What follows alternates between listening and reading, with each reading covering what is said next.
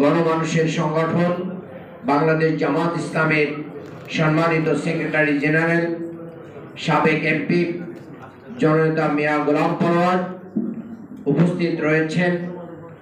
আজকের অনুষ্ঠানের সম্মানিত আমরা টেনশনে থাকলেও ধৈর্য হারা হলেন মজলিস নামক একটি সংগঠন করে সেই সংগঠনের ব্যানারে এই ভাষা আন্দোলনকে উজ্জীবিত করে রেখেছিলেন। আমি মনে করি সেখান থেকে সেই ভাষা আন্দোলনের অগ্রপথিক প্রিন্সিপাল ইব্রাহিম, আকরাম খান এবং আবুল কাশেম থেকে শুরু করে নিয়ে যারা ছিলেন তাদের নেতৃত্বে সেই কাজটি হয়েছিল। পরবর্তীতে ঢাকা বিশ্ববিদ্যালয়ের ছাত্র সংসদের সম্মানিত জিএস ভাষা সৈনিক অধ্যাপক গোলাম আজম স্যারের নেতৃত্বে পাকিস্তানের শাসক গোষ্ঠীর কাছে যে সাহসিকতার সাথে সেই স্মারকলিপি পেশ করেছিলেন, দাবি জানিয়েছিলেন, সেটার মাধ্যম দিয়ে এই ভাষা আন্দোলন ছাত্র সমাজের মধ্যে ছড়িয়ে যায়, সেই বীজ রোপিত হয়। তার মাধ্যম দিয়েই 1952 সালে এই 144 ধারা ভঙ্গ করে ছাত্র জনতা, কর্মচারী, শ্রমিক, সমস্ত শ্রেণীর রিক্সাওয়ালা, সমস্ত শ্রেণীর মানুষরা নেমে এসে এই পাকিস্তানি শাসক গোষ্ঠীর বিরুদ্ধে বিদ্রোহ ঘোষণা করে ভাষার দাবি আদায় করেছিল। এই ধারাবাহিকতায় 69-এর গণ অভ্যুত্থান হয়েছে। এই ধারাবাহিকতায় বাংলাদেশ স্বাধীনতা পেয়েছে। সেই ধারাবাহিকতায় এরশাদের স্বৈরাচারী সরকার তারা তাদের শাসন ব্যবস্থা শেষ করতে বাধ্য হয়েছে। এই ধারাবাহিকতায় বাংলাদেশ এই 2024-এর গণ অভ্যুত্থান করতে সক্ষম হয়েছে। কারণ এই বাংলাদেশের গণ অভ্যুত্থানের পূর্ববর্তী 16টি বছর যারা এই দেশকে শাসন করেছিল, এই দেশকে তারা মূলত আরেকটি রাষ্ট্রের কাছে বিক্রি করে দিয়েছিল। এই দেশকে তারা মেধাশূন্য করেছিল, এই দেশের রাজনীতিবিদদেরকে হত্যা করেছিল, বিশেষ করে জামাত নেতৃবৃন্দকে হত্যার মাধ্যম দিয়ে এই দেশ থেকে ইসলামের রাজনীতির পথ চিরতরের জন্য তারা রুদ্ধ করে দিতে চেয়েছিল। কিন্তু আলহামদুলিল্লাহ এদেশের তৌহিদি জনতা, ছাত্র সমাজ, আলেম উলামা, সাধারণ মানুষ, মিডিয়া, সমস্ত শ্রেণীর মানুষরা সেই দিন ঢাকার রাজপথে যখন নেমে আসলো 24-এর গণ অভ্যুত্থানে স্বৈরাচারী হাসিনা তার মস্তক রেখে দিল্লিতে পালিয়ে যেতে বাধ্য হয়েছে। নতুন করে আবার আমরা দেখছি সেই ফ্যাসিবাদের দোসরদেরকে প্রতিষ্ঠার জন্য এক শ্রেণীর মানুষ চেষ্টা চালিয়ে যাচ্ছে। তাদেরকে আজকের সেমিনার থেকে আমরা একথা সুস্পষ্ট করে বলতে চাই, বাংলাদেশের মানুষ কিন্তু অনেক কিছু পর্যবেক্ষণ করে, সঠিক সময়ে জ্বলে ওঠে। আপনারা ক্রিকেট খেলা দেখেছেন, মানে শেষ বলে যখন ব্যাটসম্যান কাঙ্ক্ষিত রান করতে সক্ষম হয় তখনই কিন্তু বিজয় চলে আসে। আমাদের বাংলাদেশের মানুষ, ছাত্র সমাজ শেষ সময়ে যেই চমক লাগিয়ে দিবে, যেই প্রতিরোধ গড়ে তুলবে, আপনারা এই বাংলাদেশকে আবার ফ্যাসিবাদের কাছে কেউ নিয়ে যেতে পারবেন না। কাজে রাষ্ট্রের যে সমস্ত জায়গায় ফ্যাসিবাদের শক্তিদের দ্বারা লালিত পালিত হয়ে আপনারা এই রাষ্ট্রকে বিভিন্নভাবে ব্যর্থ করে দিতে চাচ্ছেন, তাদেরকে আমরা বলতে চাই, আপনারা এই রাষ্ট্র নিয়ে খেলবেন না। এই সোনার বাংলা, আমরা এদেশের ছাত্র জনতা, সমস্ত সাধারণ মানুষকে নিয়ে বাংলাদেশ জামাত ইসলামী 24-এর গণ অভ্যুত্থান সহ বাংলাদেশের রাজনীতির গতিধারায় প্রতিটা জায়গায় যেভাবে ভূমিকা রেখেছে, আগামী দিনে সেই ভূমিকা রাখবে বলে আমরা আশাবাদ ব্যক্ত করি। এই ভাষার মাসে আমরা এই স্লোগানকে উচ্চীকৃত করি। এই ভাষার মাঝে আমরা দুর্নীতিকে না বলি, এই ভাষার মাঝে আমরা দখলদারকে না বলি, এই ভাষার মাঝে আমরা দোসরদেরকে না বলি, এই ভাষার মাঝে আমরা স্বৈরাচারীদেরকে না বলে দিই। আমরা এই ভাষার মাঝে ফ্যাসিস্টদের আশার চিরতরের পথ রুদ্ধ করে দিই। ভাষা আন্দোলন সার্থক হবে। ভাষা আন্দোলনের এই চেতনাকে আমাদের মাঝে ছড়িয়ে দেওয়ার আহ্বান জানিয়ে আমার কথা শেষ করছি। আজকের এই বিপরীতে স্লোগান ছিল Urdu and Urdu shall be the state language of Pakistan। এই যে চাপিয়ে দেওয়ার প্রবণতা, অধিকার ছিনিয়ে নেওয়ার প্রবণতা, 52-এর ভাষা আন্দোলন ছিল এই চাপিয়ে দেওয়ার প্রবণতার বিরুদ্ধে এক দীপ্ত কণ্ঠস্বরের আন্দোলন।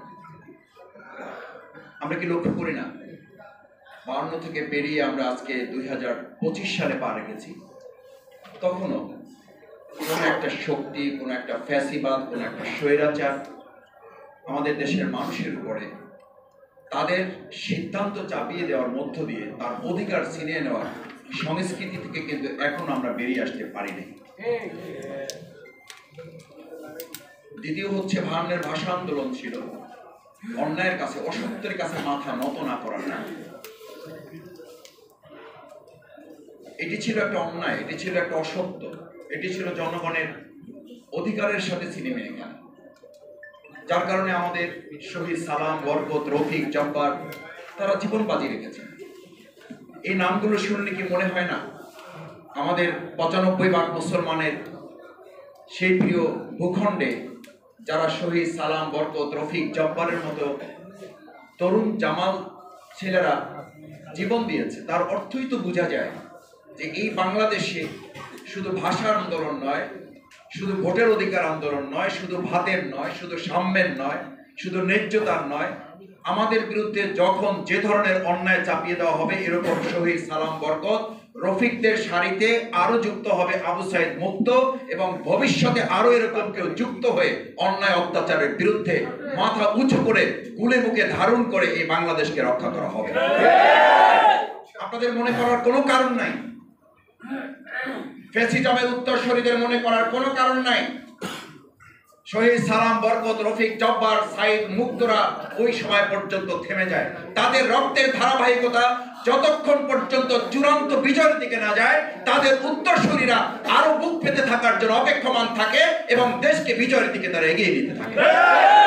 কিন্তু দুর্ভাগ্য কি জানেন, আজকে এখন চলেন ঢাকা বিশ্ববিদ্যালয়, আমি সাংবাদিক বন্ধুগণ, বুদ্ধিজীবীগণ যারা এই 52-এর ভাষা আন্দোলন সামনে রেখে গরম করা বক্তব্য রাখেন, কেউ কি জানতে চেয়েছেন 52-এর ভাষা আন্দোলনের অন্যতম অগ্রসেনানী বাংলাদেশ জামাত ইসলামীর সাবেক আমির, যাকে অন্যায়ভাবে জেলখানায় রেখে ফ্যাসিস্টরা হত্যা করেছে, শহীদ করেছে, তাকে প্রফেসর গোলাম আজম রাহিমাহুল্লাহ এই ভাষা আন্দোলনের অন্যতম একজন ভাষা সৈনিক, তার নাম ঢাকা বিশ্ববিদ্যালয়ের জিএস তালিকা থেকে যারা বাদ দিয়েছে, এখনো কি সেই নাম সেখানে যুক্ত করা হলো?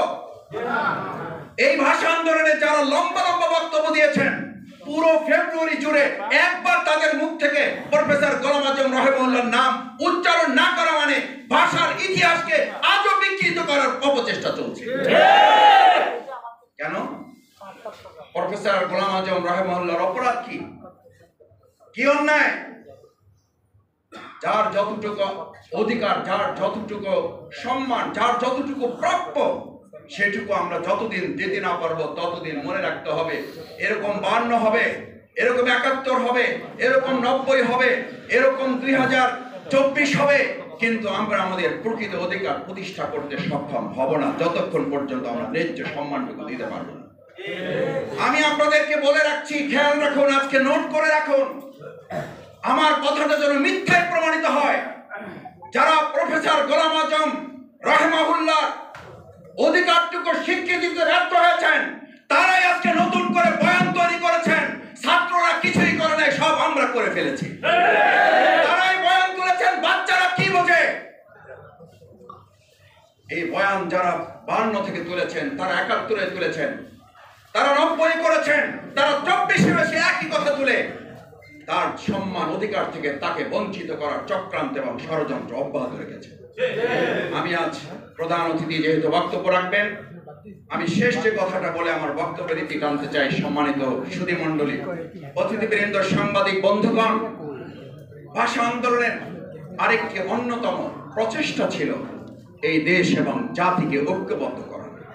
অত্যন্ত দুর্ভাগ্যজনক, এখন আমরা শুনি যে আমাদের অমুক নির্বাচন দিতে হবে, না হলে আমরা জীবন দিয়ে দেব।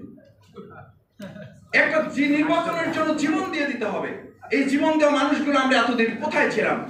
আমরা তো গুলির সামনে দাঁড়াতে পারি নাই, দাঁড়িয়েছিল আমাদের ছাত্র তরুণ যুব সমাজরা। তারা যদি এখন বলে যে সংস্কার লাগবে, তারা যদি এখন বলে যে আমাদের জাতীয় সরকার নির্বাচনের আগে আমাদের স্থানীয় নির্বাচন দিতে হবে, তাহলে তো সেটি বিবেচনায় নেওয়া প্রয়োজন, তাদের সাথে কথা বলা প্রয়োজন। তার আগে আমরা জীবন দেওয়ার জন্য রাস্তায় নেমে যাওয়ার সিদ্ধান্ত তো এই ছাত্র রক্ত শহীদ আহত পঙ্গুত্বদের সাথে বেইমানি করার শামিল। এই বাংলাদেশকে আমি আপনি একজন ব্যক্তি কিংবা কোন একটা দল এই 2025 সালের এখানে প্রেস ক্লাবে দাঁড়িয়ে আপনার কথা বলার পরিবেশ তৈরি করে দিয়েছে। আমার নেতা আমার নেত্রীকে কি জেলখানা থেকে আপনি আমি আমরা মুক্ত করেছি? তাহলে যারা আজকে এখানে দাঁড়িয়ে আমরা কথা বলছি, আজকে জীবন দিয়ে দেব, আজকে কবরে পাঠিয়ে দেন, না হলে আমরা এটা করতে দেব না, এই বক্তব্য মূলত একটা জাতিকে ঐক্যবদ্ধ করার নমুনা বহন করে না। বাংলাদেশ জামাত ইসলামী আজকের এই সেমিনার থেকে ভাষা আন্দোলনে যেমন আমরা ঐক্যবদ্ধ ছিলাম, আমরা আমাদের দেশ স্বাধীনের জন্য যেমন ঐক্যবদ্ধ ছিলাম, আমরা 2024-এ যেমন দল গোষ্ঠী মত সবকিছু উপেক্ষা করে এক কাতারে এসে ফেসিবাদের বিরুদ্ধে দাঁড়িয়েছিলাম, ভাষা আন্দোলনের আজকের শিক্ষা নিয়ে বাংলাদেশ জামাত ইসলামী এই দেশের জনগণকে সাথে নিয়ে সমস্ত ফেসিবাদের বিরুদ্ধে, স্বৈরাচারের বিরুদ্ধে, দুর্নীতির বিরুদ্ধে, চাঁদাবাজ দখলদারদের বিরুদ্ধে আবার ছাত্র সমাজ জনতাকে সাথে নিয়ে আমরা রাজপথে আন্দোলন করব। আপনার কাছে এই দেশের মানুষ বান্নে মাথা নত করে নাই, 2025 শেষে মাথা নত করবে এটা ভাবলে শুধু বোকা স্বর্গে না, আপনারা পাগলের প্রলাপের রাজ্যে বসবাস করছেন। আসুন সম্মানিত সুধীমণ্ডলীর সাংবাদিক বন্ধুগণ, আমরা আমাদের সেই ভাষা আন্দোলনের চেতনাকে ধারণ করে 2025 সালকে বাংলাদেশের জন্য গোটা পৃথিবীর একটা মডেল করে প্রধান উপদেষ্টা যেটা বারবার বলতে চান, এটা নতুন বাংলাদেশ। ইয়েস, এটা নতুন বাংলাদেশ। ভারত আজকে বাংলাদেশের কাছে পররাষ্ট্র নীতি জানতে চাইবেন কেন? 53 বছর স্বাধীন বাংলাদেশের কাছে আমাদের প্রতিবেশী রাষ্ট্র জানতে চায় আমাদের পররাষ্ট্র